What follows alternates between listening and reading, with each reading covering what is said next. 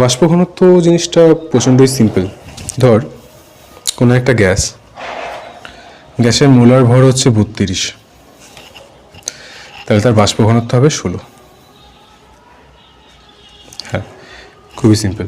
Molar ভরকে যদি M দিয়ে ডিনোট করা হয়, বাষ্প ঘনত্বকে ভিডি দিয়ে, তাহলে ভিডি হয়ে যায় m/2। এটা মনে রাখবো। বাষ্প ঘনত্ব অ্যাকচুয়ালি বলতে কি বোঝায় না, যে কোনো সম আয়তন যদি তুই গ্যাস নিস, তো সেই গ্যাসটা সম আয়তন হাইড্রোজেন গ্যাসের তুলনায় কতটা ভারী। মানে মোদ্দা কথায় একটা ওই গ্যাসের অণু হাইড্রোজেন অণুর তুলনায় কতটা ভারী। এবার আমরা সবাই জানি হাইড্রোজেন অণু 2 করে ভারী, মানে দুটো হাইড্রোজেন, আরে বুঝিস না, H2 তো, তার মানে কি দুখানা হাইড্রোজেন পরমাণু, আর এক একটা হাইড্রোজেন পরমাণু মানে কি একটা করে প্রোটন, তাহলে 1 আর 1 2 হলো না টোটাল।